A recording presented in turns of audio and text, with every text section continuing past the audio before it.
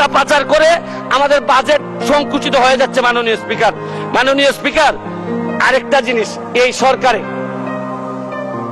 Russell viper সাপ চলে আসছে। মাননীয় স্পিকার, এই সাপ আসার কারণে সরকারে যখন সাপ আসে প্রকৃতিতে বেজি থাকে, এই বেজি করে কি সাপরে নিয়ন্ত্রণ করে, কিন্তু এই সরকারে দেখা যাচ্ছে বিভিন্ন জায়গায় রাসেল ভাইপার আছে কিন্তু বেজি ওই পরিমাণ নাই যে এই সাপরে ধরবে। মাননীয় স্পিকার, আপনি দেখেন এই আমাদের প্রতিষ্ঠানগুলা কত দুর্বল হয়ে গেছে। আমাদের প্রতিষ্ঠান, একজন ভদ্রলোককে দুদক ধরতে পারে নাই, একজন ভদ্রলোককে এনবিআর ধরতে পারে নাই, বাংলাদেশ ফাইন্যান্সিয়াল ইন্টেলিজেন্স ইউনিট ধরতে পারে নাই, আর এনবিআর এর মতিউর রহমানকে ধরলে একটা ছাগল ছাড়াই এই লোককে তো আপনি আনতেই পারতেন না।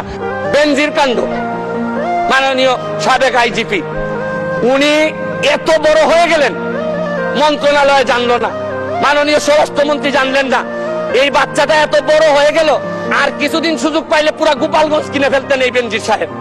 তারপরে এইটার দায় এই মন্ত্রণালয় এড়াইতে পারে না। মাননীয় স্পিকার, এখন আপনারা কালো টাকা সাদা করবেন, আমার কোনো অসুবিধা নাই। যদি মনে করেন টাকা রয়ে গেছে, কিছু টাকা জমানো বা বিভিন্ন অলস টাকা রয়ে গেছে, এটারে সাদা করবেন, কোনো অসুবিধা নাই। কিন্তু এই সাদা করার মধ্য দিয়া বেনজির আর মতিউরের টাকাও যদি সাদা হয়ে যায়, আর এদের ভবিষ্যৎ প্রজন্ম উত্তরাধিকার, আদর্শের উত্তরাধিকার যারা, তাদের টাকাও যদি সাদা হয়, এরপর আমি বলতে চাই মাননীয়, আমি সিলেটের মানুষ, আমার সিলেটে আমি যখন বক্তব্য রাখতেছি লক্ষ লক্ষ মানুষ পানিবন্দী। আমি আপনার মাধ্যমে মাননীয় প্রধানমন্ত্রীর কাছে দাবি রাখতে চাই, একটা হাইড্রোলজিক্যাল একটা রিসার্চ করেন।